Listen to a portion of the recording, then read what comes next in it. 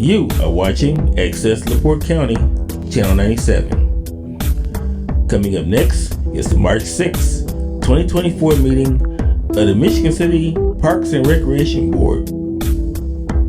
You can find more information for this meeting by visiting www.accesslaportecounty.org. Welcome, good evening, and welcome to the Michigan City Park Board meeting for March 6th. If you would rise and repeat the pledge, please. Pledge allegiance to the flag of the United States of America and to the republic of which it stands, one nation, under God, indivisible, with liberty and justice for all. Thank you. Will, would you call the roll? Bill Freeze, Here.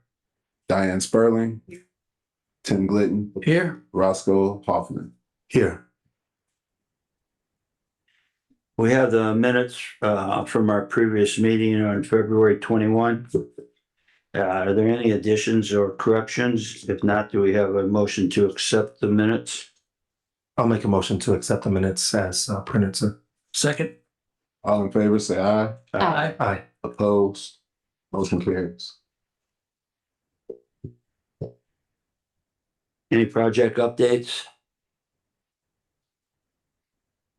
We have some old business. The 2024 project license agreement. Yes. Shannon, would you explain why? Yeah, I will. So, the Pride Fest license agreement was on your last agenda. One park board member was absent. During, the call for the vote, only 2 members voted. So we need to put it back on the agenda and have an actual motion second and a vote, to record that in the minutes. Thank you. You're welcome. Do we have a motion then to accept the? And Wait. I just wanted to, Yes. at the last meeting, I had to, stress before, just to really, a lot of it was when it came to the fest, the thing I was really focusing on and the concern that I had is when it came to the drag show that they had there. I just really had, and still do have concerns with it being in an open area. And a lot of, and again, ma'am, when you were saying there was one, I know that I was the one that didn't say anything. Okay. And it was because of that point there in the agreement. Thank you. Any other comments? I have some comments. Sure. So I'm the one who wasn't here last time, and I feel the same way as I do the last 2 times that I've been here in front of this group, that I just don't feel that minors should be present at a drag show. And, that's another problem I have, is that this paperwork, when they present their, contract or how we wrote it up, it continues to say fashion show, and now it says it in 2 places. And last year when I asked them about that, they said that it was in fact a drag show, because I said on their website it says drag show. So I think it's a misrepresentation here, and I don't care for that. I don't know if this goes to the public, but the public needs to know that it's a drag show. It's not a fashion show. That's a whole different ballgame. And I feel very strongly about this. I also have some questions for them. I thought they were going to be here tonight, since I didn't get a chance to speak with them last 2 weeks ago. So I'm wondering, I don't know what we want to do about the drag show, fashion show part of it. Like I said, their website says drag show. It does not say fashion show. So that's one issue. And then I was going to make a proposal to table it until the next time, and if they can be here so I can have my questions answered. Just to clarify to the board, so I believe they were here at the last meeting when the license was presented to the park board. I think they left thinking it was approved, as did I. So when nay was called, no one said anything. I assumed there was 3 votes behind me. So I didn't say anything till the next morning, when it occurred to me that Mr. Hoffman hadn't voted either way. So 2 yay votes, it dies. So Pride Fest isn't even aware that we're trying to rectify an inaccurate vote from the last meeting. That's why they're not here. So that makes sense why they're, Right. there's no- They're- okay. We were just gonna. got it, got it. For the record. Okay.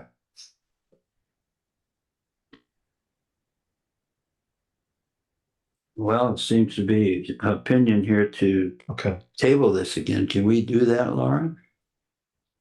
Well, in speaking with Diane yesterday, I was hoping that the dress code language might be suitable to overcome some concerns. Something we can still discuss. Unfortunately, I was in the same position that superintendent was last week. When I heard no nay, I just assumed I didn't hear the yay. So my bad. I apologize for that. I apologize as well. I'm the rookie, so. Well, well, and who knew? Again, when Will said nays and no one said anything, I just assumed I just didn't hear so well. So again, my apologies. How to move forward without them here, it makes it difficult because you can't ask the questions. So yes, if we need to, I would strongly encourage us to discuss the corrective language so that there are some options on the table for people. And that's certainly going to be our office's recommendation. I shared with Diane that there's other cities that have done this. They've had a lot of success with it. Something for everybody to consider. Is there any other direct questions that I can help with? No, there were more questions for them. Yeah, thanks though. Well, if there aren't any other questions, perhaps we need to table this until they can have someone present to answer any questions that the board may have. Okay. And then, yeah, thank you. And then in the meantime, this fashion show, drag show part, what do we do about this? When their website says one thing, but the contract says another. Is that directed at me? Well, I think that could be a question for them. I'm not Mhm. going to monitor their website. Right. We have no idea who put that on there, right? There's a whole host of things that could explain that.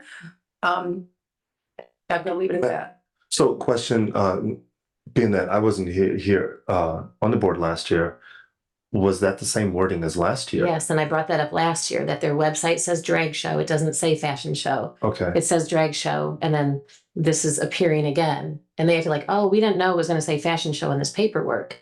So I don't know if that's something, I don't know who they talked to about this being on this paperwork like this. But okay, I don't think that should read on there because this is a part of the record. This is a contract. And so this is available for the public. And so since it is, I think it should say what it is. Any other questions, sense. comments? Well, You need a motion to. yeah. oh, yeah, So if not, entertain a motion to table this Pride Fest Okay. license agreement until our next meeting, which is the 20th of March. Okay.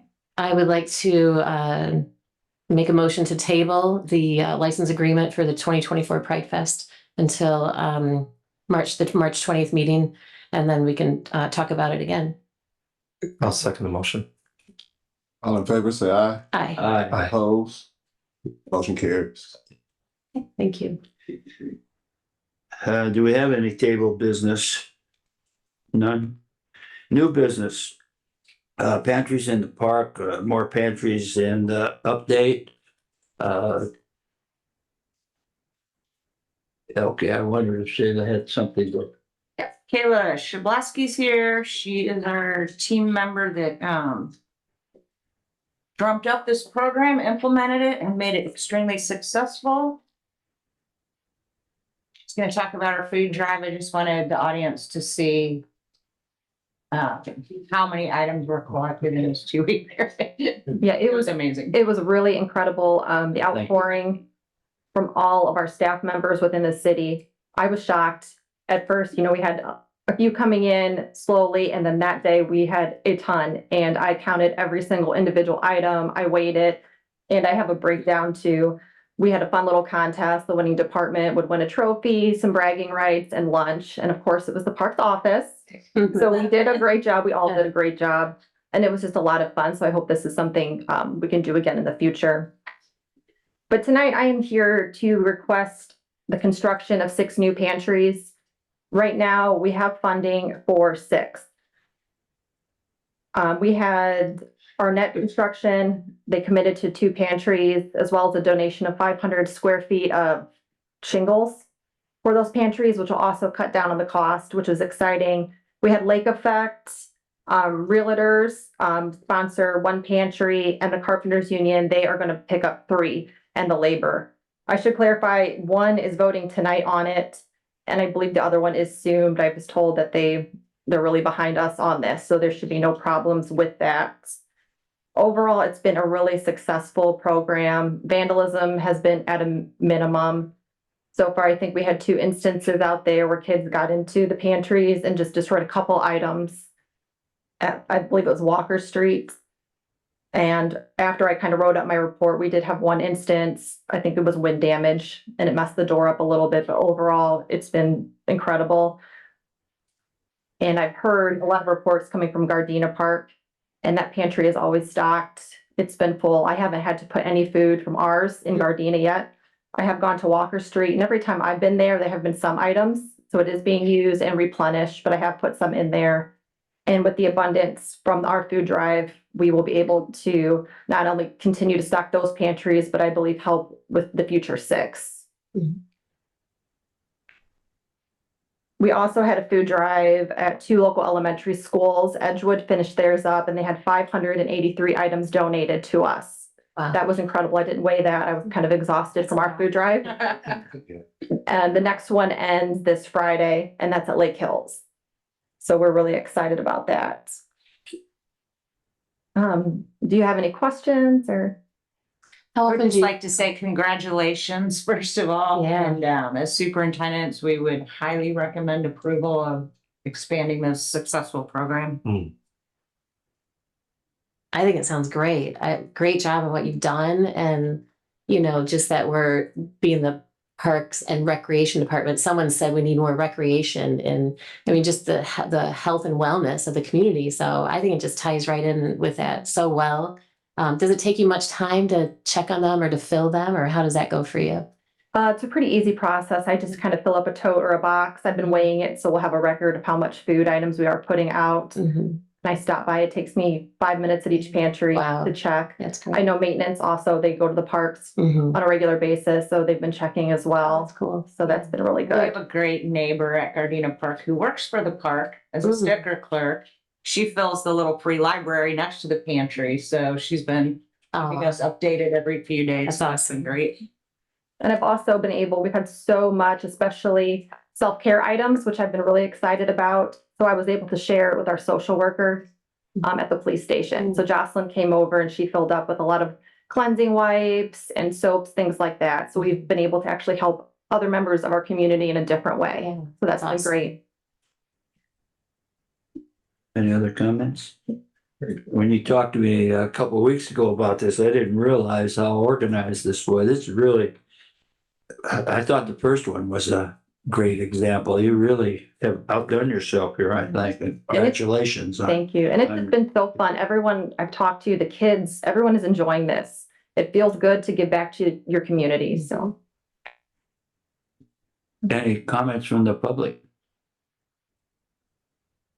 Do we have a motion then to allow Kayla to go ahead with the 6 new receptacles for pantries in the park? I would move that we accept the proposal to start 6 new pantries in the park. I would second that motion, sir. All in favor, say aye. Aye. Opposed? Motion carried. Thank you for all you've done. Now we have a zoo sneak peek preview.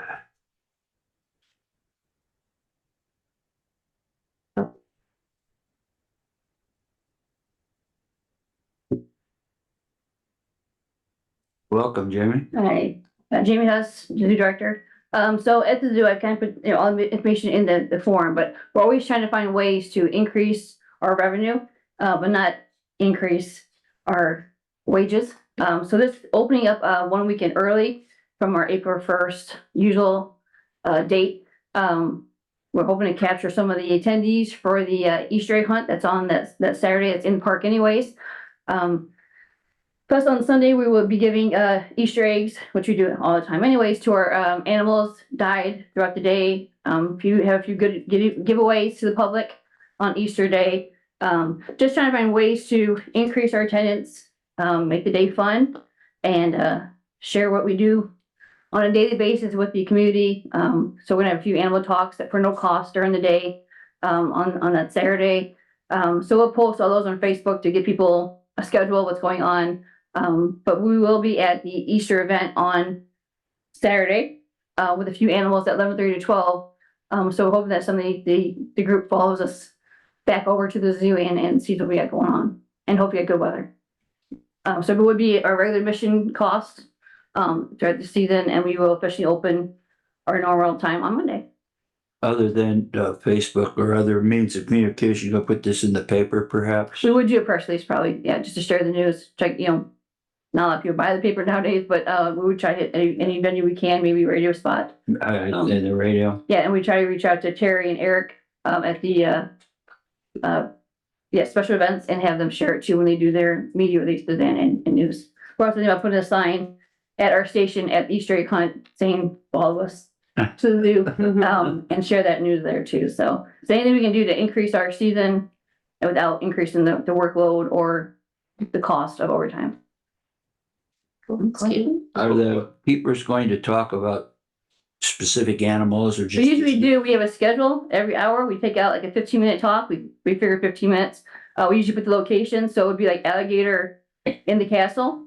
We usually post it online a few days before. That way people can make their plans, attend. We have it at the front gate. And we always have signs at the station, so you know you're there when you're there. So we usually try to do armadillo, which is always a favorite. The alligator, a parrot, species that kind of are already in our animal ambassador program that kids just have a connection to, and get up close, meet them, ask their questions, and get their photo ops.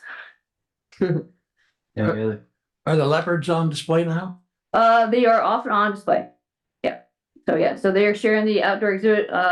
Tiger goes out half the day, leopards go out half the day. So it's been a slow process with them getting used to the noises, the new environment. So we're just taking it at their pace. Being leopards and young cats, they're at their own pace. How old So are they now? they would be 6 months. So yeah, they've doubled in size. They're very bonded to each other, but they're amazing cats. I have a few photos in my next presentation that come up, but yeah, great personalities. I think it'd be a great attraction.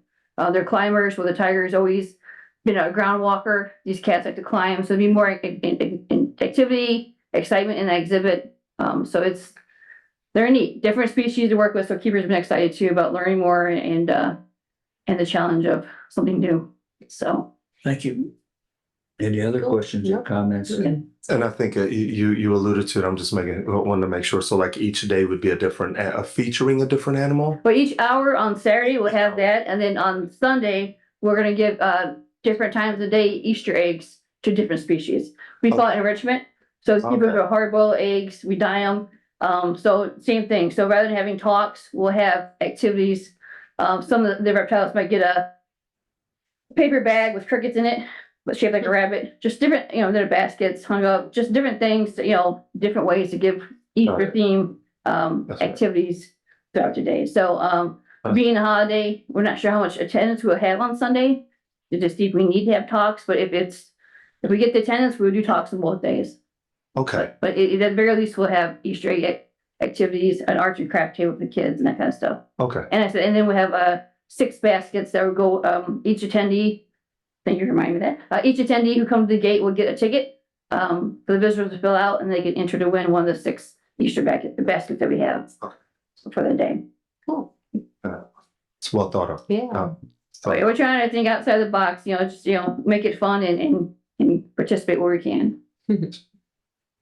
Any comments from the public? Well, thank you, Jamie. Appreciate you explaining this. No further comments. Do we have a motion to pass the zoo sneak preview? I would move that we allow this zoo sneak preview on March 30th and March 31st. I'll second it. All in favor, say aye. Aye. Opposed? Motion carries. And then Jamie, you should have stayed up here. We have Yeah. the new credit card service fee proposal.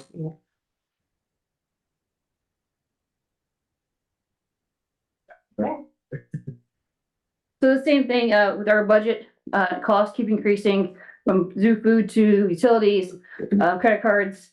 Like Shannon has told us before in the past, our fees that we have in our budget by no way cover the amount of fees and charges that we get charged from the credit card companies, automatically when somebody uses a credit card or Google, Apple Pay, all that fancy stuff. Mhm. So we're trying to find ways to, I guess, revert the charges back to the user rather than the zoo covering it. So that way it's fair. If you're paying cash, it's the same fees. If you're paying with credit card, you just have a service fee. So in order to avoid that service fee, we'll have a sign at the window, would be to pay cash. It'd only be at the admission window. We wouldn't want to hit every window through the whole zoo. Most people use credit card at that window and save their cash to use at the goat feeders, the parakeet seed sticks, the stuff that doesn't take credit card either way. So the biggest thing is we don't want to overcharge people, but we're trying to offset not only the cost from them now, but equipment cost, service fees, and it's a process that most people are used to now. You're saying, anything from your credit card bill to your Comcast bill, all of them have a fee there. So it's just something they're trying to put out there to find ways to save money. And Shannon can probably add more. Yeah, I think this is a good idea. Across the board, the top 5 credit cards in the nation are rising every year for the last couple of years. In fact, I was negotiating with our golf course vendor today because they're also taking a hit, and they have not been passing that on to the users, which is us. So that will probably be on your next agenda. I think $2 is fair. If you look, that's going to raise $31,000 in revenue. Last year we paid out a little over 23, but keep in mind, this is just admissions. So credit cards used at the gift shop, this overage would help cover those fees as well. I do agree with Jamie's plan not to charge them a fee at the admission window and then later charge them a fee at the concession stand and then charge them again. So this kind of eases people into it. But pretty much everybody's used to paying that service charge now. I mean, you go to an ATM that's not in your network, it's $4.50. If you pay your water bill now, it's $2.95. So I think this is reasonable and a good place to start. So I would definitely recommend it. So we do have ATM at the doing it is $2.50. So we're under that level there too. So hopefully by sharing it in Facebook, on our website, when people call, they can plan ahead and we won't have as much issues as we hope we don't have. But I think you alluded to it, and Ms. Shannon, you alluded to it as well. People are really used to that service fee. I mean, two days ago, mine was $8 for something I had to pay. Yeah, it was $8. And I recalculated how much that was. I'm like, we'll give you $8 less of my bill, Wow. So yeah, but it was the 4th time I've had to pay that, and it was $8. So I'm used to it. So we're getting used to these service fees. Everybody's been getting used to, like you said, the ATMs. If you're going to a if it's not your bank, that ATM is going to charge you. Yeah. So yes, and $2, it's a round figure as well. Yeah, or our admissions is around for, so we don't want to do a bunch of change at the admission because the line gets so long. At sometimes we just want to get them going through. But yes, I think this would be a fair way of doing it and not have to have like a minimum. Because we thought of that to a minimum $5 charge at the gift shop, but this was a nice way of making it fair, just a one-time charge and then enjoy your day at the zoo. Yes, ma'am. Yeah, I think it's a good idea. Yeah, looking at the total credit card fees paid at 23, that's a substantial amount that we have to cover. And then I believe Apple Pay is even higher than credit card, so there's no easy way of figuring out how many people will use credit cards, but at least this way we won't end up in the hole for charges that we shouldn't be covering out of our budget. since we're hurting for money other ways. Mhm. Any other comments? Good job. Any comments from the public? Do we have a motion then to accept the Zoo credit card service fee proposal? I'd make a motion to accept the Zoo credit card fee, the credit card service fee proposal, sir. Second. All in favor, say aye. Aye. Opposed? Motion carries. Thank you. The IT's proposal for water and electric handholds in Washington Park, lot 1, we have a diagram. Yes, so Will and Pat Holtz and I met with members of the LaPorte County Convention and Visitors Bureau and our IT staff and came up with a plan to add electric and water service out into the north parking lot of Lot 1. This is mainly for the boat race, but can be used for any other future festivals or events that would be using this space. The reason we want to do this is the water and electric lines were put across the roadway, which is a trip hazard. And it's also a hazard for emergency vehicles that have to come into the park or respond to an event. The CVB is paying the cost of this. IT is able to directionally bore, we think. If they run into, there's a lot of rock base underneath that parking lot. So if they can't bore out to that location, they would have to cut the asphalt and then repatch it. In either case, for safety reasons, convenience, and then just offering more services to our vendors that come into the park, I think it's a great idea. And I would recommend you approve that. Yeah, I have noticed during the summer activities, especially the boat races, that there are a lot of tripping hazards go across the road. I think it's a great idea. Any comments from the board? Yeah, just a question. I'm seeing it says fiber. That's there. This is electrical fiber though we're talking about, correct? Correct. Okay. Yeah, they're just they put a fiber drop in for the boat race years ago, so they were just kind of outlining where that's at. And how much is it gonna cost? We have not gotten the quotes yet, but again, we are not paying for it. We will see the quotes. We did let them know that their contractor is going to have to provide us with our certificate of liability at our normal contractor limits, and they were fine with that. I wouldn't even venture to guess on this. I've never worked with. So I'm sorry, did you say someone was paying for it? Contract. Yeah. Yes, the CVB is paying for it because it's for the boat race. Oh, okay. So, Oh, yeah, okay. we won't be paying for it, Okay. but we will get to see the bills because I'm curious to see how much they're investing. And again, this will be very useful to the park department if we're doing events in that Yeah. area. Yes, You ma'am. know, it benefits us. Yeah. It's win-win. That's great. Any other comments from the board? Comments from the public? 6. Seeing none, do we have a motion then to accept the CDBG, or excuse me, the IT proposal for the water and electric handholds? I would make a motion to accept IT's proposal for the water and electric handholds in Washington Park Lot 1, sir. Second. All in favor, say aye. Aye. Opposed? Motion Thank you. carries. Now we got the CDBG amendment, number 1, Walker Street Community Garden, memorandum of understanding. Yes, the amendment was included in your packet, and I would happily recommend that you approve it tonight because it is adding $3,821 to our budget for the Walker Street Community Garden. It was leftover funding, and we were glad to be offered new leftover funding. Comments?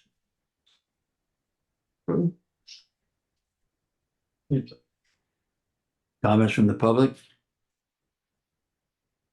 Yeah, that 3,800 looks awfully nice on our side.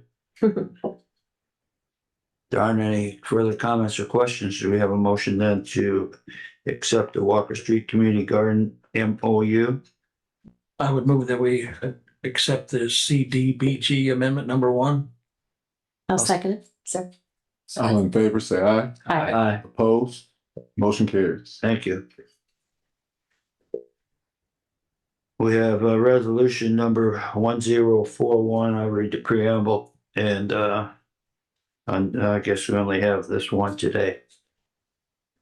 Whereas the superintendent of the Department of Park and Recreation has reported that certain transfers of funds are necessary within the budget of the Michigan City Department of Park and Recreation because of unanticipated expenses from various accounts, which accounts do not have sufficient funds available for disbursement for said expenses. And whereas there are funds available for said purposes in various other accounts, which are not expected to be paid from said accounts during the remainder of the budget year, whereas the Michigan State Park and Recreation Board has determined that these said expenses to purchase oil for the year are necessary and that the account transfer should be made in order to meet the expenses. Now therefore be it resolved that the following transfer be made from the following named accounts to the following named accounts for the purpose stated therein. Decreased Fund 2204.505 Maintenance Fund, 413.014 Vacation Buyback of 600, and Increased Fund 2204.505 Maintenance Fund 422.022 Operating Supplies Oil for 600. We have a second to this resolution? Second that. We need a motion. Wait. Oh, yeah, we make need a motion. Not second it. Yeah. I'll make a motion to, you got me, sir. I'll make a motion to, for the resolution number 1041. Second. All in favor, say aye. Aye. Opposed? Motion carried.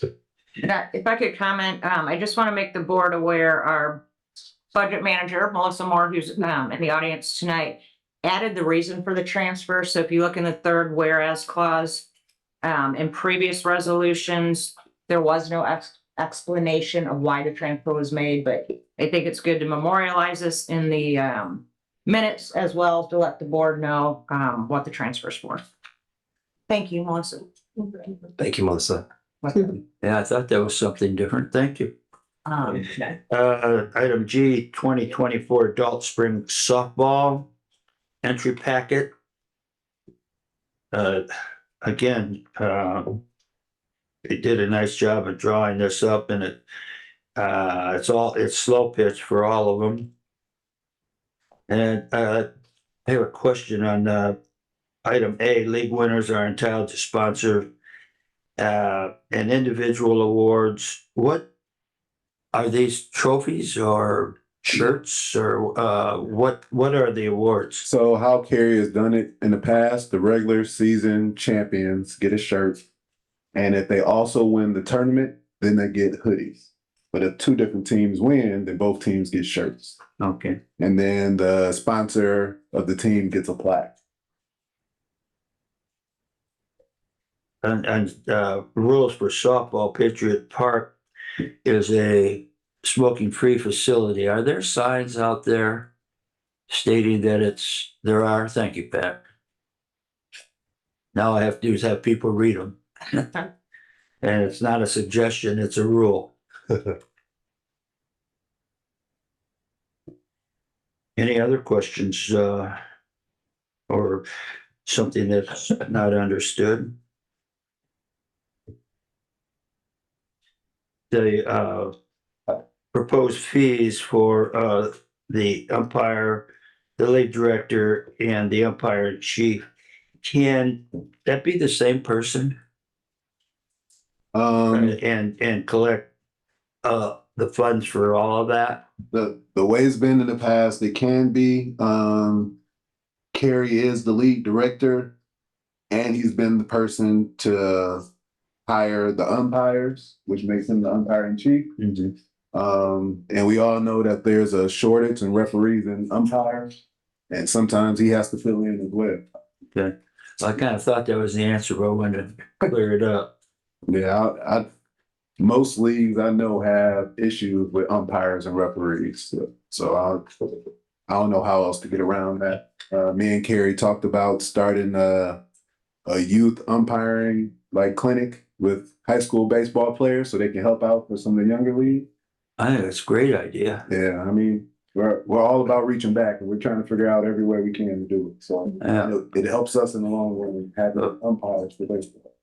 Well, when the schools first emerged in '95, I was able to, I had some advanced classes and we had volleyball and basketball, and I was able to give the state test, and we had, well, our class was full, and half a dozen or so went on to get their license, especially in volleyball, and they worked at the lower leagues. And I think that's a great idea. Get young kids interested.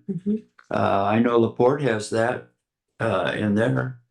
The high school, college kids that umpire. Yeah, good idea. Yep. Any other questions, comments? And I can also say that the only thing that was changed in this whole entry packet was the dates. Everything else is exactly the same as it was last year. Oh, okay, thank you.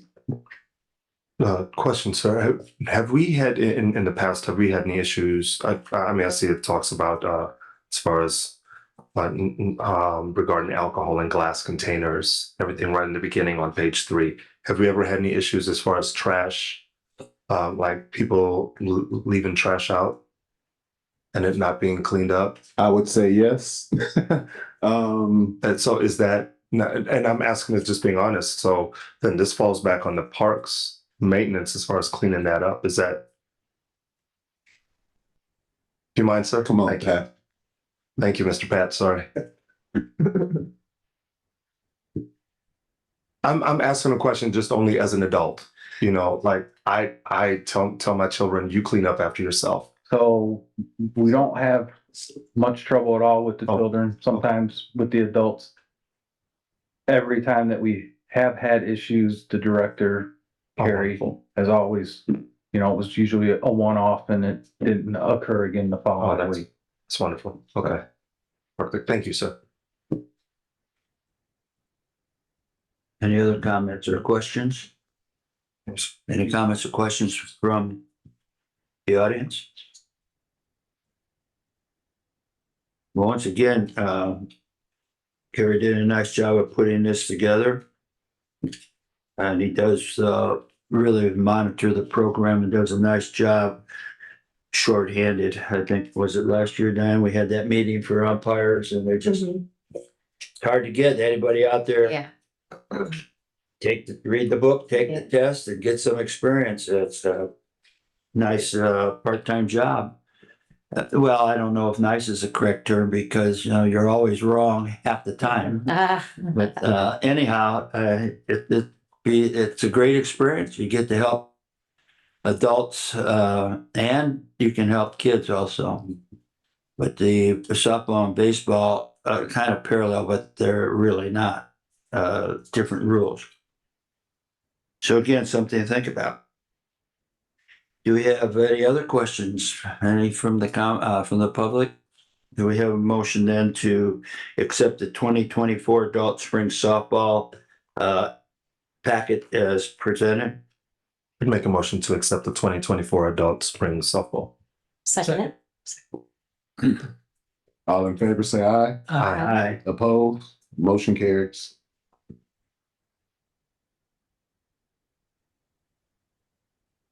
We have our 23rd annual report.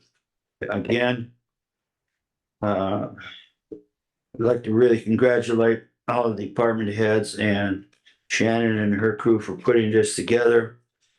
And I guess as I was reading through here, I forgot how much the Park and Recreation Department offers to the citizens in and around Michigan City. Yeah, it's just amazing how soon I guess we forget.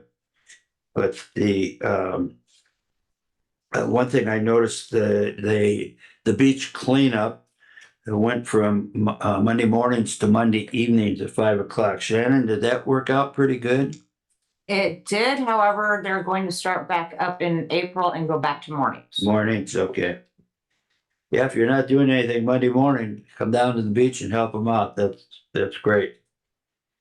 Anyhow, these events, we have 2 full pages and a quarter page of events from April 1 to December 2.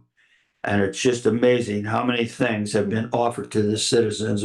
They say there's nothing to do.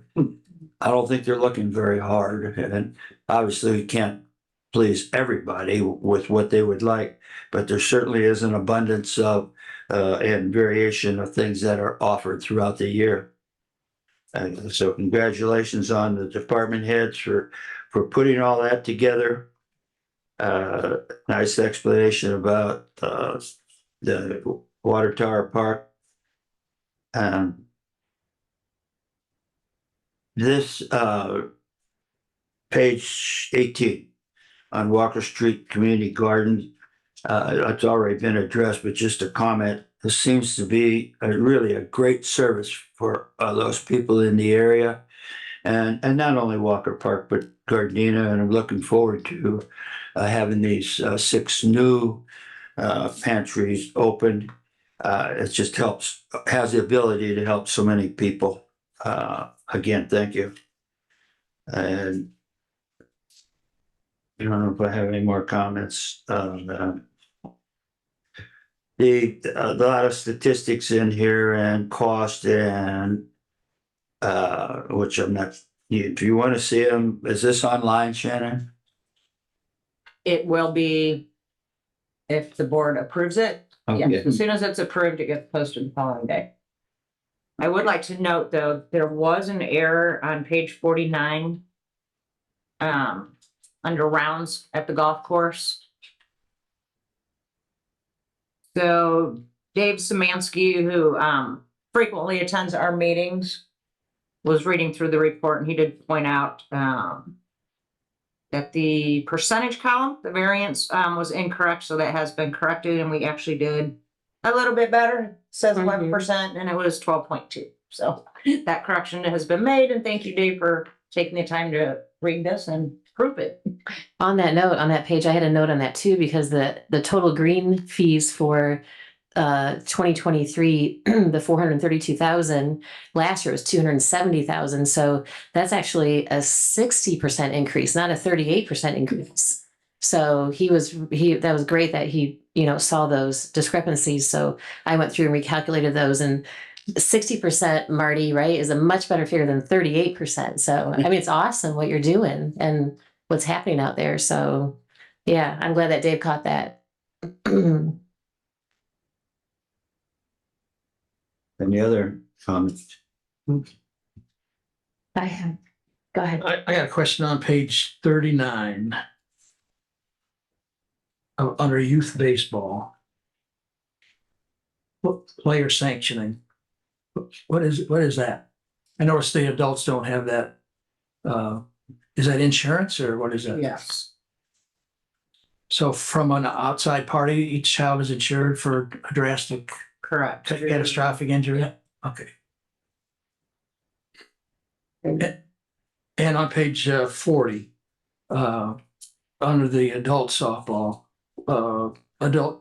it says uniforms and plaques. I understand now that it's t-shirts, but maybe we could ask Mr. Krasinski. I can't imagine adults really caring whether they got a t-shirt or not. Could we do something else, like give them a coupon for one of our sponsors, a meal, pizzas?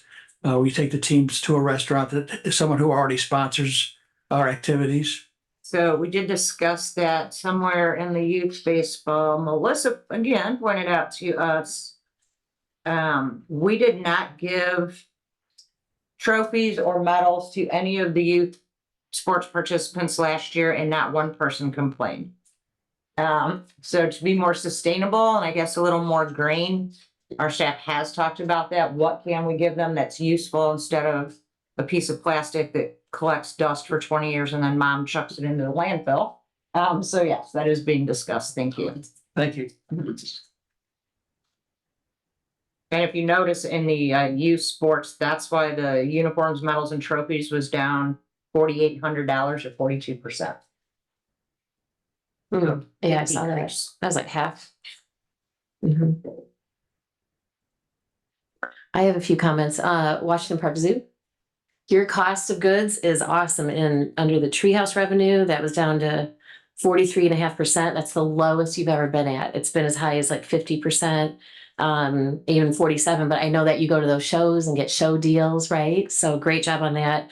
And your revenue is up too, a nice amount, like maybe 10%. So, and then also same with the Peacock and Coop, that cost of goods was down to 53.5%, which is a record again for the 5 years. So great job on that. Now the revenue was down on that, but I think you've talked about that before, why that was down. So, but still, and then,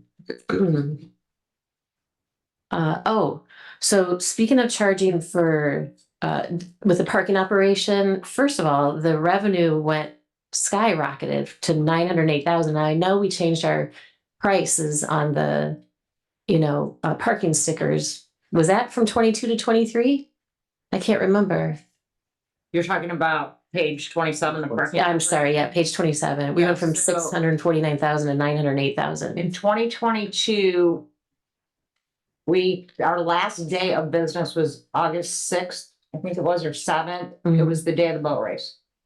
All staff was gone the following day, back to college, back to high school. So we lost the entire month of August and Labor Day weekend. In 2022. In 2022. Right. So that's the rising or the increase for 2023. We were able to staff a couple weekends even beyond Labor Day. We're getting a lot of applications this year, so Yeah. Okay, cool. we're hopeful that we'll get people that aren't in school or retired people to fill those gaps for us. But also, was 2023 the first year of our higher prices or increased price on the No. for parking? No, it was 2022. Yes. Okay. Or no, 2021. Oh, really? Sit here. I think it was 21 and it was mid-year. Yeah, if you look at the next page, it was 2020. So in 2019, it was $8 to get in. 2020, it was $8 part of the year, and then it went up to 15. So now Okay. it's been 15 for the last 3 years. Oh, okay. And that will You got it right there. To an increase. Isn't there an increase this year? Correct. It's $5 increase. $20 per car. $20 per car, which we expect to generate $325,000 in additional revenue based on 2023's entry fee. Yeah, that's good. Is there going to be an increase for other fees that we have there? Is that There gonna stay is 30? an increase for parking stickers. It's $5 for LaPorte County.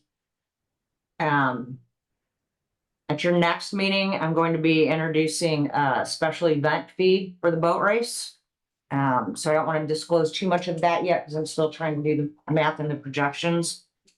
So those three would be the increases related to parking for 2024.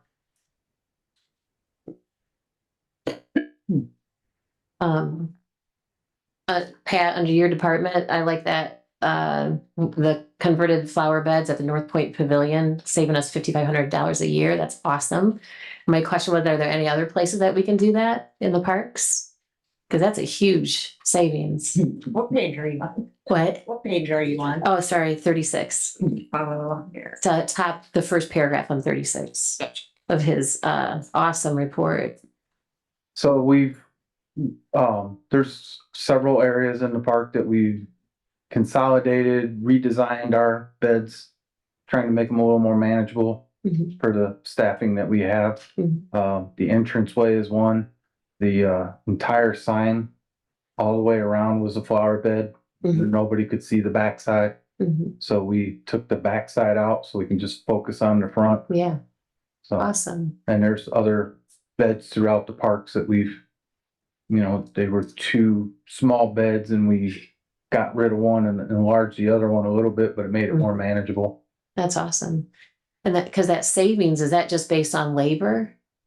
All labor and material. Oh, We and have materials. so much. Oh, okay. I didn't know if that was just labor. So like, because you also save with the flowers too. So Yep. yeah, Mulch. cool. It was a big expense. Yeah.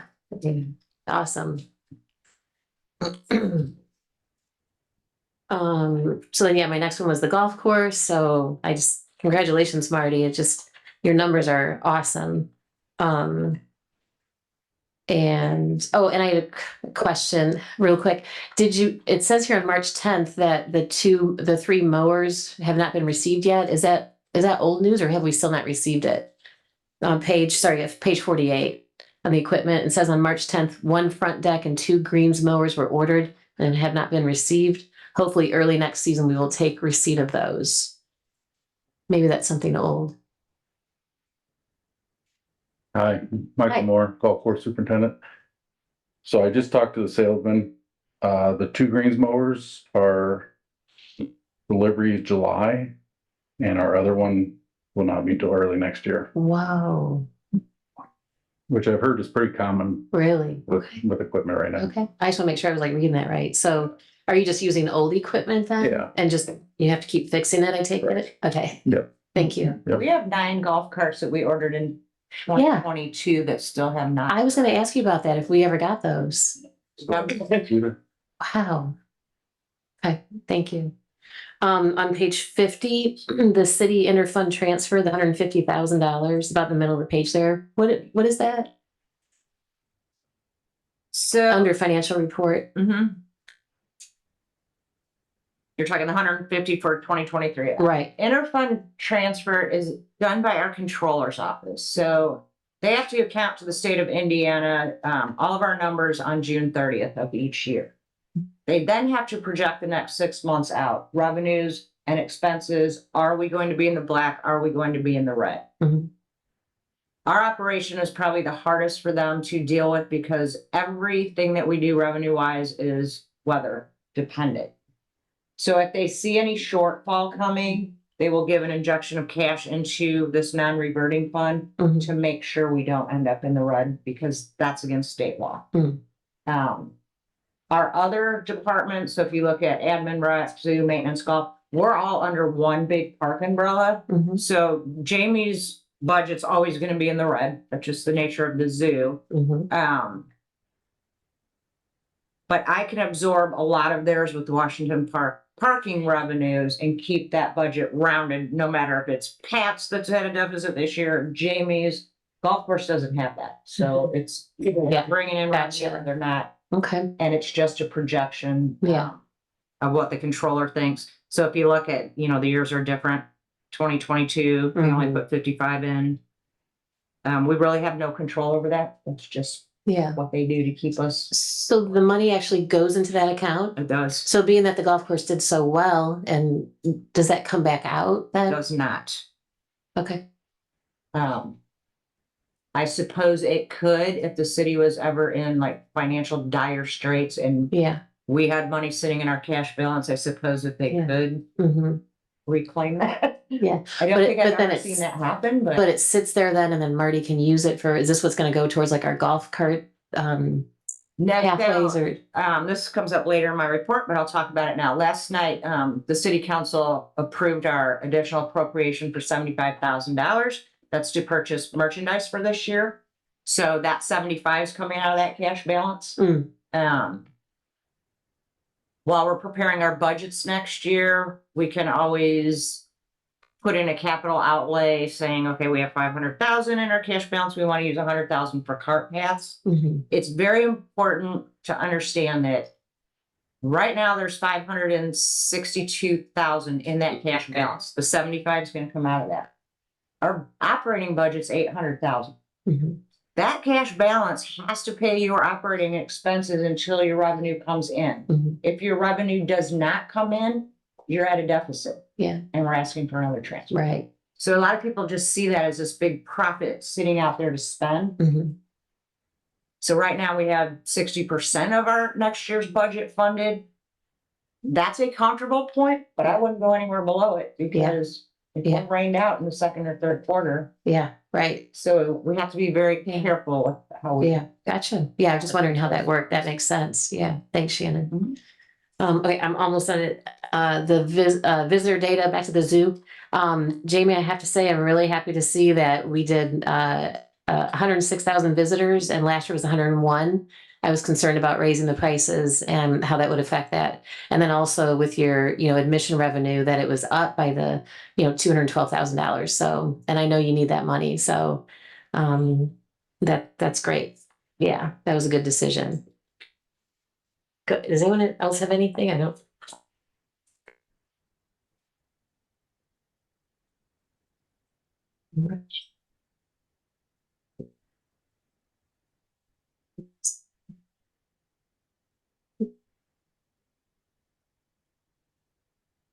Oops. What was this under? Oh, back to the zoo, yeah. Oh, page, sorry, 73. The utilities, the water, no, the sewage, like went up a huge amount, like $5,000, a 20% increase. That's something that was just, they went from 28,000 to 33,000. Was that due to the water line break? The water line break, we had, The water went down 3,000 from the year before, but the sewage went up 5,000. there was a new number they figured out by the size of the pipe that you have. I guess they can't actually meter Hmm. your water that goes back into sewage. So there's a new figure they had that they basically, the size of the pipe that you use was how they figured that balance out. So yeah, the water didn't go up. It's more the water leak we kind of got fixed. Mhm. Because we thought we had a major leak because it was all going all over the place. We did have some lines scanned and found out pipe size and everything else, but it ended up being just that.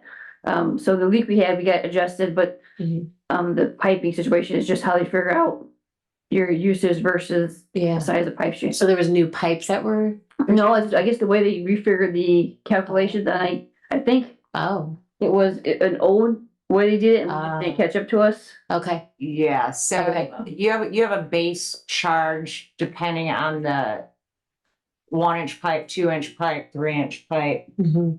So I think you're correct that like for years, the zoo's so old and we really don't have a good map of our underground infrastructure. Mhm. So as things break, we come across, Mm. oh, we didn't know that was there. Yeah. So I'm not Gotcha. sure if we just got lucky. Mhm. Supposedly the baseline should be what Mhm. projected, what you have pipelines Yeah. right to Okay, calculate that. good. So, Man, thanks for the explanation. I just want to make sure we weren't being overcharged for that. No, in fact, like I remember years ago reducing a line size in one of our restroom facilities because we didn't know or we didn't need it. But we're like, why is there a 3-inch pipe that we don't need? And we're paying every month like $1,000 for that size, even though. Right, exactly. So we did do an audit of all of our pipes, I want to say about 12 years ago. Yeah. And tried to reduce what we could. Okay, I only have one more question. The senior center, is there no revenue for the senior center? Page 76. Just thank you. No, the senior center does not make revenue. This is their operating fund, so it's all expenses. Yeah, okay. The only revenue that they bring is from rentals, and those go into a separate non-reverting. Oh, fund that's that we why. use for Okay. maintenance. Okay. All the revenue raised by like membership fees and through Seniors Inc., who leases the building from us, goes to Mhm. them. Gotcha. Thank you. Mhm. Okay, I'm done.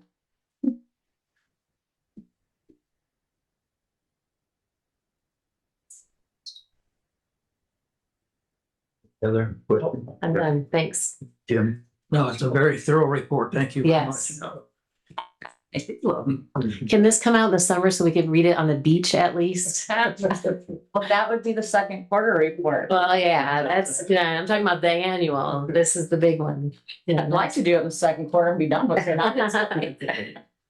well, this way you can stay inside out of the bad weather. Right. Any comments from the public? Hearing none, what's your choice here on the Park Department 2023 annual budget? I would move that we accept the 2023 annual report. I will accept that. I'm sorry. I thought Ms. Stein was so excited with it. I thought she would accept it. Okay, I'll second it. All in favor, say aye. Aye. Opposed? Fine. The motion carried. Board of Officers, Superintendent Shannon. Yes, thank you. Will, Pat Volts, Jamie, and Sean Sheldon, who's our zoo retail manager, all met with Goodwill last week. So they're offering what's called their Senior Community Service Program. This is a job training program for people 55 years and older, which I was offended. They called us senior. Yeah. Anyway, it's a great program. They do some training on their side. We have very little obligation to them other than processing their payroll. They actually pay the staff. So we've applied for 6 positions, zoo concessions, which we've been struggling with the high wages in our concessions and low sales. So this kind of alleviates that problem. I've applied for a couple for parking attendants. They are required, they're required to do some training classes through Goodwill. So they can only work 20 hours a week. Again, we don't pay them. They do a little bit of training with Goodwill on soft skills and some computer skills. So all around, it's a great program.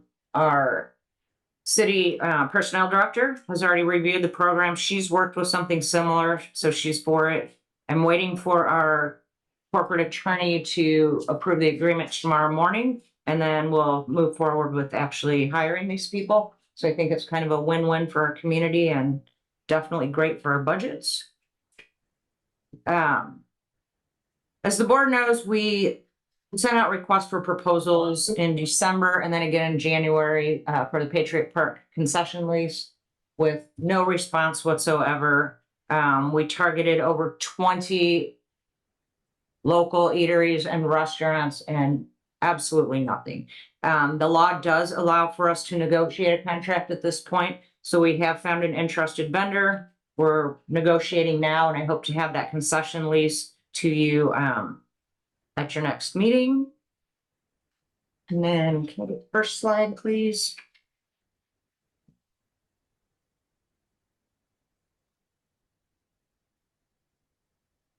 So we talked about the public art that's going into Fetter's Alley, and we did contract with an artist for 2 large gateway sculptures.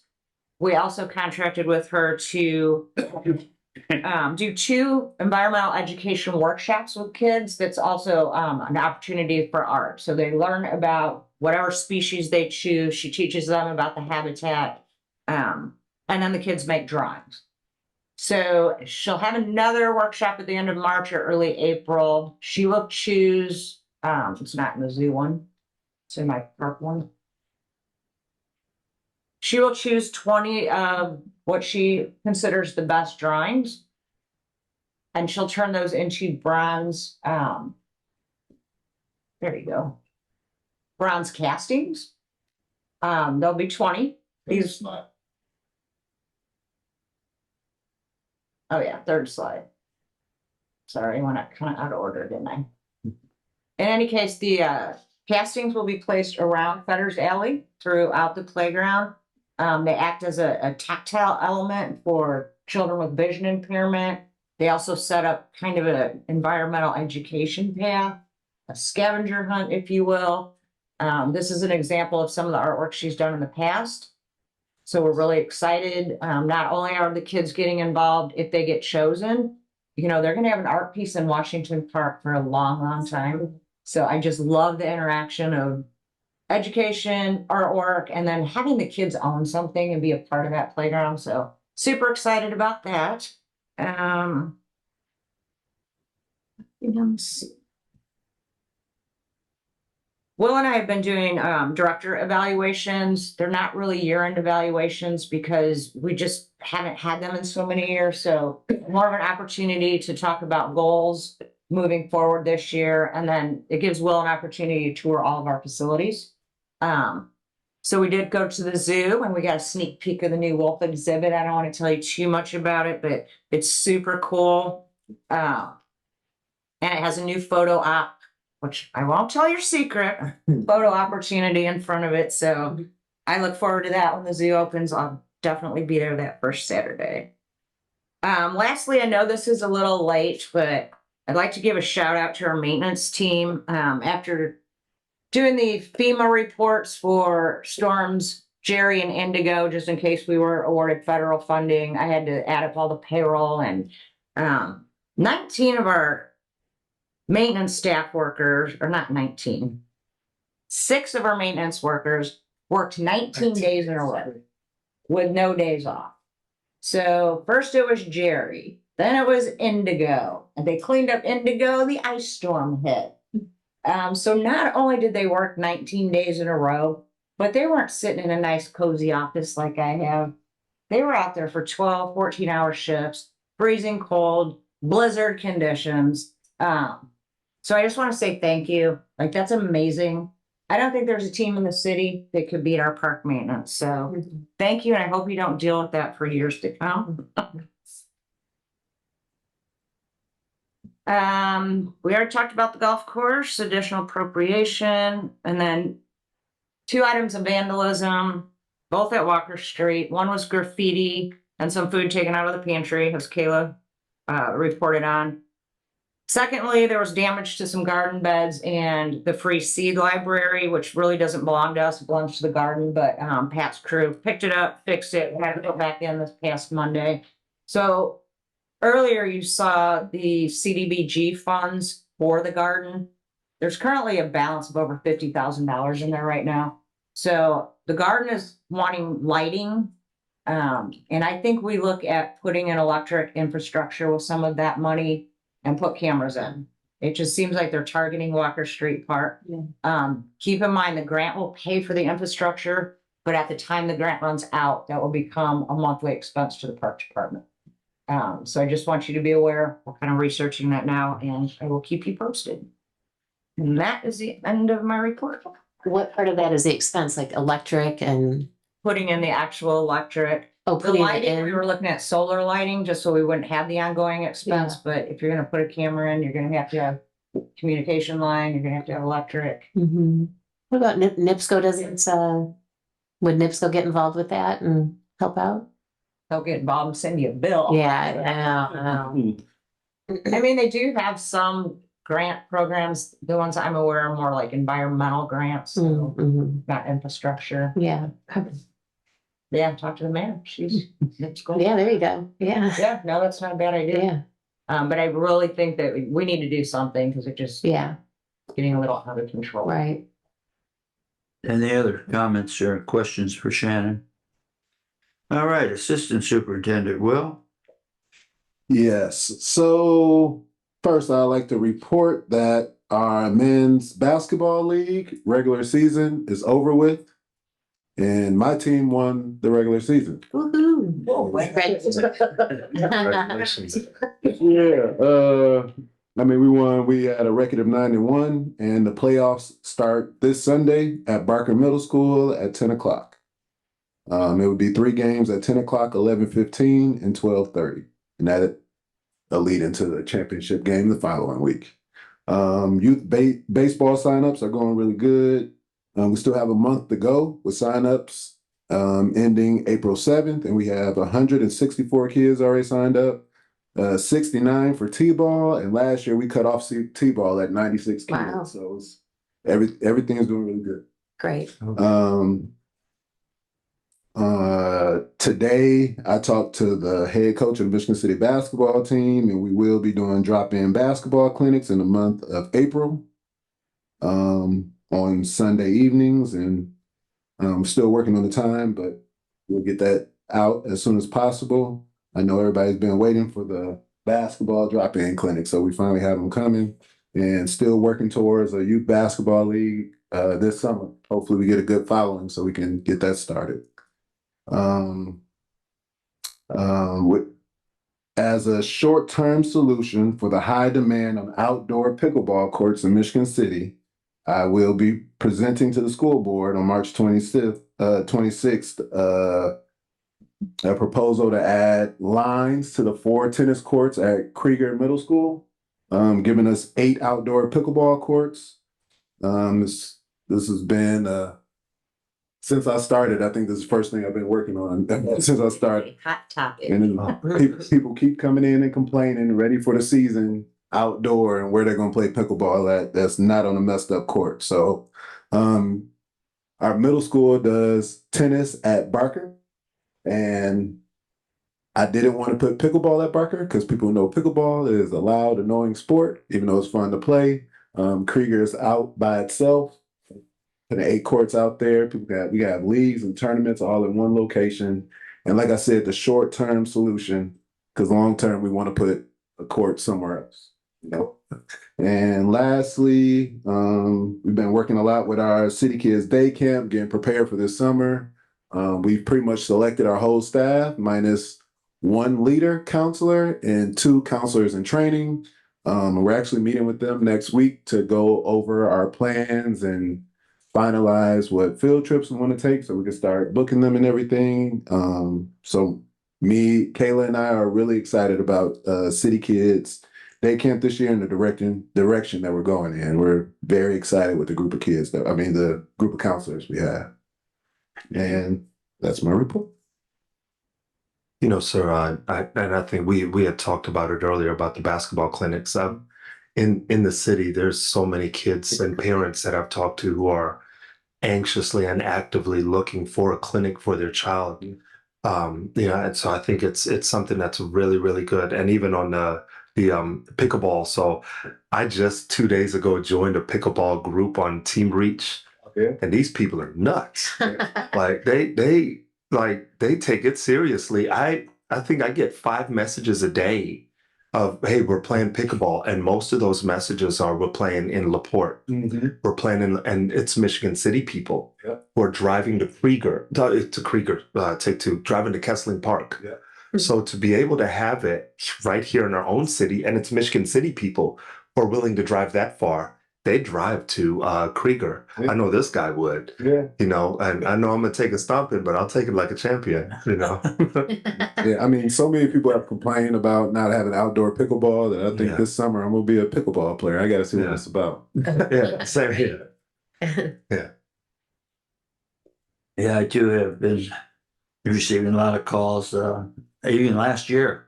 Yeah. Mr. Cunningham, who's a Oh, tennis player and pickleball, is, if you need help, call Earl. He Oh, got He's Great who I hear idea. from most of the time. Thank you. Yeah. Appreciate you.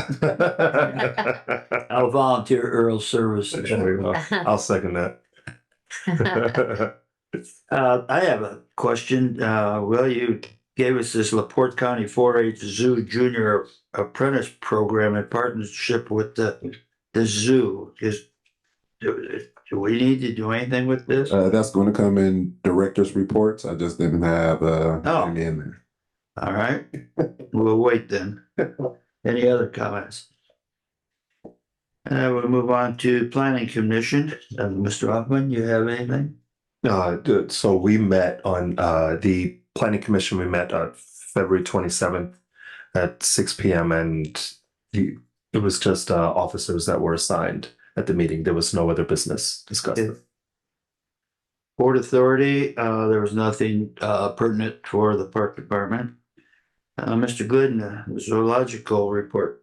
The Zoological Society has a meeting next Tuesday, and I believe they've finalized the date, Shannon, June 1st for the Brew at the Zoo. It has not been finalized. Okay, that's the date we're looking at for June 1st. That's all I have. Okay, thank you. Attorney's report. That's your report. Thank you. Director's report. Here we go.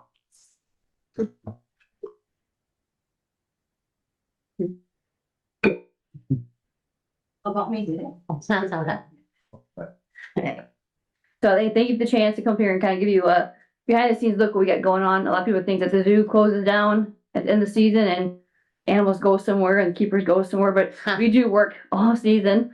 Right now we're busy planning for, as soon as we close, we're busy planning for next year's events. I'm saying this year our opening day will be March 30th instead of April 1st. If you just found out that. Okay, so I did a quick PowerPoint, that's more fun to see what you're talking about than just me trying to describe it to you. So we did talk about the zoo. We did a good attendance. We're hoping to increase that with the extra days we're opening up in November and in the weekend in March. Like I said, we're trying to keep the zoo fresh, new. Like I said, there's always something new to see at the zoo. You don't have the same visit twice, which is one of the few places you can actually say that.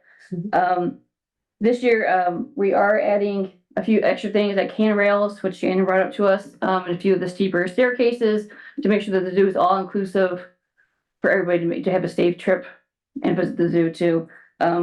We did launch the 4-H club that you guys approved back last fall. That has a Spark program, which is a shorter version of 4-H. Instead of having the commitment and the time of a major 4-H club, it's a mini version where you have to do at least 6 hours of training time, work, study So we are breaking it down to age groups. We have 3 age groups planned in April. We have 2 in, there we go. In May, we have 1, and we have 1 that we get together, and we're going to do final presentations, have a pizza party. The whole goal is to reach out to kids who don't have animals, who don't have the commitment time to put into a full 4-H club, and still want to do animal studies. So we're hoping that we can reach at least 20 kids per session. You can sign up on 4-H Club, their website. It's a nice partnership that we are doing a lot of the study work, but we have 4-H leaders who are taking care of all the commitments that you need to do to have a actual 4-H project. On the meeting in June, we will be collecting the projects for kids who can't make it to 4-H to drop off their projects, either because they have other commitments, don't have a ride. So we're trying to get as easy as possible for the kids to get involved, and hope that leads to future zoo campers, future zoo people, maybe future vets. So it keeps us in a supply of seasonals. We did add internship programs with the mayor's new internship program. We're hoping to once again we put in for a project to have sensor bags for kids who have needs for either headphones or for nonverbal cue cards. Eventually, we'd like to do a actual web design that can have hearing of the stories of the animals, and interactive map. So we want to make sure that once again the zoo is all inclusive for people to use an education facility as well as recreation, because that's why we're there. So we're just trying to bridge that gap. We also put in for a intern help with hopefully designing some exhibits to get some feedback from guests to see more interactive exhibits. Nowadays, people, including my kids, learn more by seeing and doing rather than just seeing. So you need that commitment. A lot of people don't read signs, as we found out. So we try to make the signs quicker, faster, photo ops that recall memories that they see at the zoo, and just make it more fun and sort of educational. We are taking advantage of a position that was approved for seasonal. 2 days a week, we'll have a vet tech come in and help us streamline our paperwork. We don't have a full-time vet on staff. We contract vets. Dr. Bailey's our main vet, but we use different vets in town who have the specialties of the species that they're dealing with. But by having a vet tech there, they help us streamline, saving some time to go to the vet, helping with the records. We are including a new animal welfare assessment program.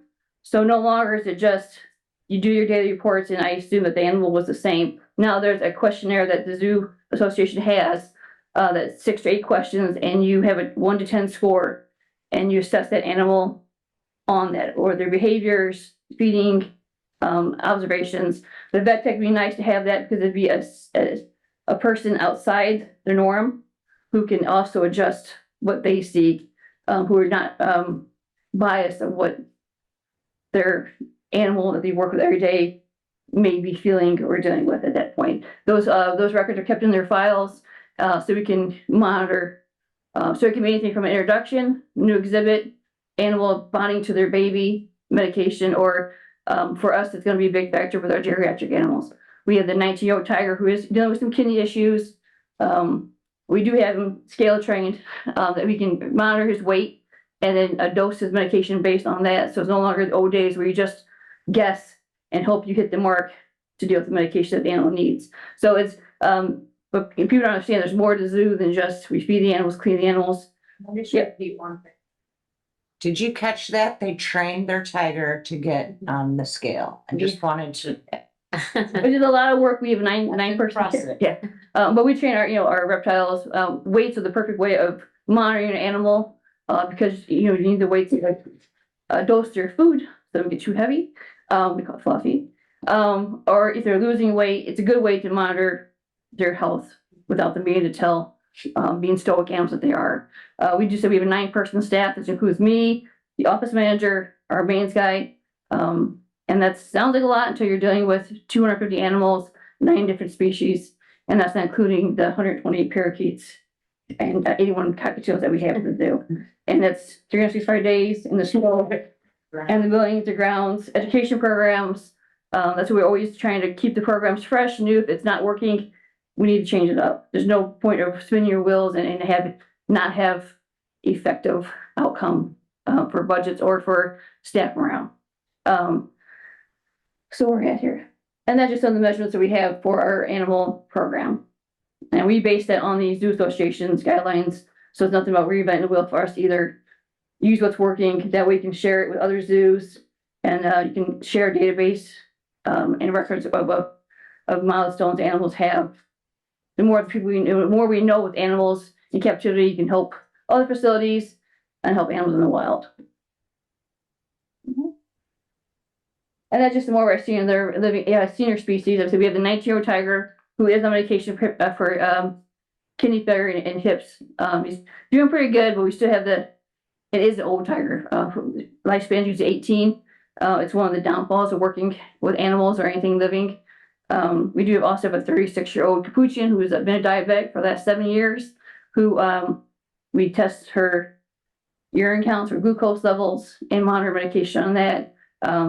So with our commitment to the animals, it's not just the young or the when they're more active, it's through their senior years too. So that takes a big commitment from the staff to take care of them, to monitor them. We had a reclaimer who had an eye infection that because of quick action of getting that treatment, we were able to save the eye and save the animal's life. And she was 17. So we have a very dedicated team and we couldn't do without them. So that we have some of our new additions. We have a baby wallaby that we don't know the sex yet, who has just started pouch peaking, we call it. So he'll be a new addition. We did lose his dad, so that'll be the last baby we'll have. But dad was 19 years old, pretty old for a wallaby. I didn't think he was even breeding at that time. We do have our 2 leopards who are being adjusted to the outdoor environment. They're share exhibits with the tiger. So throughout the day, you might come one time, you might see the tiger, one time you might see a leopard, one time you might see nothing while they're in transaction. So we say come back and see what's out there at that time. Same with the bobcats. Kittens are getting adjusted to 2 female bobcats and they're all growing quick. So the new big update we did, so we're always trying to find things that are inclusive. Said photo ops, people love photo ops. I think you don't have them, they make their own. So we have Tony Blanco who did a lot of our artwork at the zoo. He did that mural, which would be on a wood wall. We are included, since William Moff has been a big supporter of the zoo, we found a repurposed John boat that we have painted yellow. It's not painted here in this photo. And then on the boat, we actually cut the boat in half. Half of it has a decking for the wolves to sit behind you. There'd be a glass window, and the kids can sit in front of you for a nice photo op. So we're hoping that new immersion thing that the wolves will want to come up to you. We also open up the front fence on the deck. Going to bring that up so the wolves be a few more glass viewpoints and spots. Unfortunately, with our budget, we can never do an exhibit completely. There's always like own home. There's always things you got to add to it, keep it fresh, keep it new. So we're hoping that the wolves will enjoy this, and the public will too. Other than that, we have a few more plans coming up. We're always looking for volunteers and interns. We have a wish list that people can donate to. We're hoping to redo the petting zoo fence, which is badly in need of no more paint. It's been painted so many times and shipping.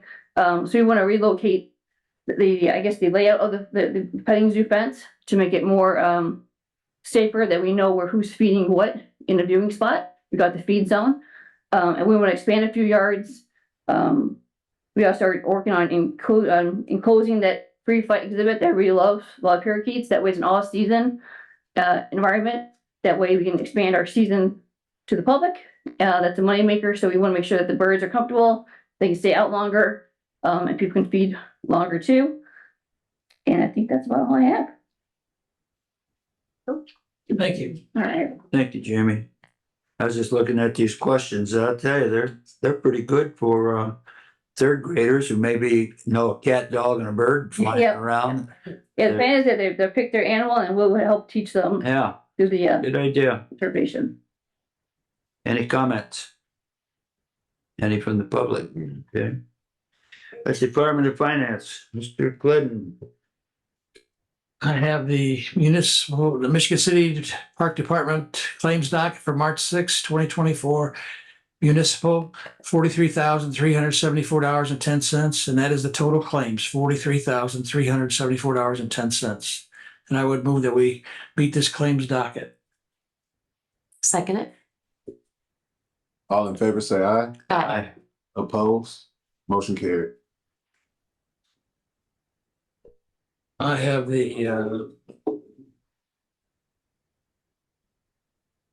Michigan City Park Department payment register. Do I have the whole thing here? I'm reading everything on there?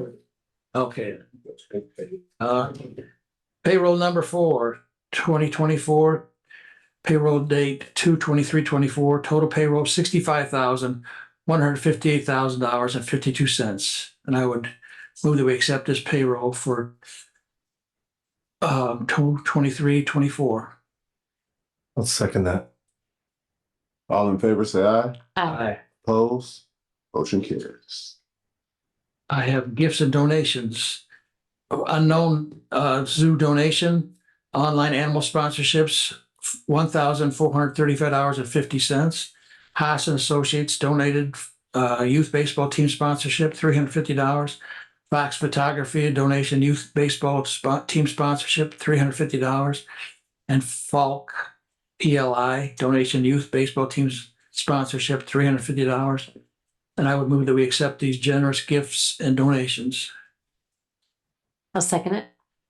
All in favor, say aye. Aye. Aye. Opposed? Motion carries. Is that it? Yes, sir. We have no minor transfers to endowment, board of works, or credit card. Comments from the public? Comments from the board?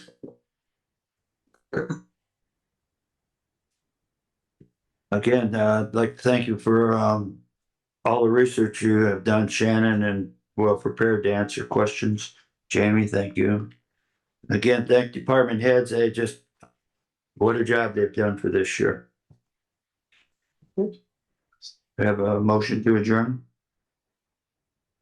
I would move that we adjourn. Stick around.